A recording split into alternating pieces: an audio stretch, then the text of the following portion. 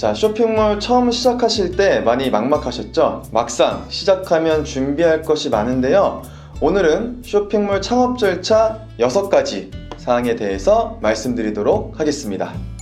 첫 번째, 아이템은 기본적으로 내가 판매하고자 하는 상품에 대한 관심과 흥미가 제일 중요하다고 볼 수가 있고요. 다른 아이템들과 차별화되는 점이 가장 중요한 포인트라고 보시면 되실 것 같습니다. 아이템을 선정하실 때 건강기능식품이나 의료기기, 주류 관련된 상품이 있으시다면 꼭 허가를 받으시고 판매하셔야 된다는 점 기억하시면 되실 것 같습니다. 시장 조사는 크게 첫 번째로는 오픈마켓별 인기 상품 둘러보기. 자, 네이버의 쇼핑백이나 쿠팡의 카테고리별 인기 상품을 참고해 주시면 되실 것 같고요. 또 빅데이터를 활용하는 방법이 있습니다.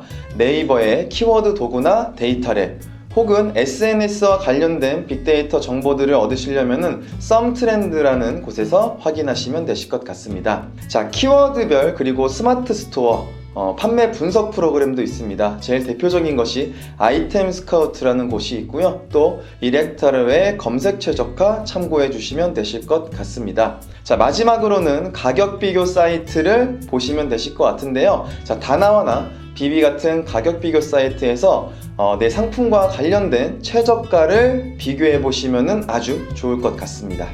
두 번째, 사업계획서 작성입니다. 검증된 자료와 예측 가능한 단계적 계획 수립이 중요합니다.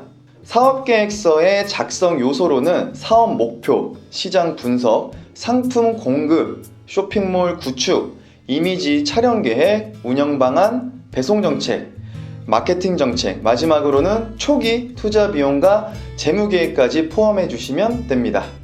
세 번째, 쇼핑몰명을 선정하실 때 중요한 건 직관적으로, 즉 기억하기 쉽게 만드시는 게 중요하다고 할 수가 있습니다.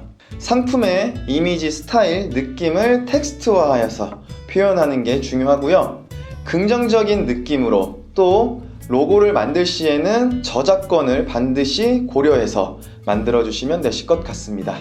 도메인을 구입하실 때는 회사명과 대표 상품을 고려해 주셔야 되는데요. 간결하고 명확한 단어들을 조합해 주시면 되실 것 같습니다. 또한 상표권에 침해되지 않도록 주의해 주셔야 되고요. .com, co.kr, .kr, .net 등 다양한 도메인을 한꺼번에 구입해서 사용하셔야 됩니다. 네 번째, 인허가 신고와 관련된 내용에 대해서 말씀드리겠습니다. 자, 첫 번째 인허가 신고는 바로 사업자 등록증입니다. 자, 사업자 등록 같은 경우는 사업 시작 전, 사업 시작 후 20일 이내에는 반드시 신청을 해주셔야 됩니다. 관할 세무서 혹은 홈택스에 들어가셔서 인터넷으로도 신청할 수가 있습니다. 필요한 서류는 사업자 등록 신청서 혹은 사무실이 있을 경우에는 반드시 임대차 계약서가 필요합니다.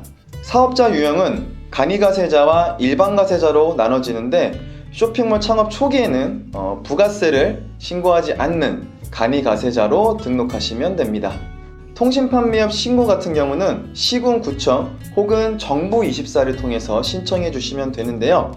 필요 서류로는 사업자 등록증과 에스크로 이용 확인증, 그리고 면허세를 반드시 준비해 주셔야 됩니다.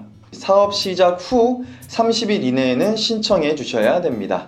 다섯 번째, 판매 채널 같은 경우는 오픈마켓, 그리고 종합몰, 폐쇄몰 등 다양한 판매 채널을 확보해서 개인몰에 등록된 상품들을 지속적으로 판매할 수 있는 공간을 확보해 주셔야 합니다.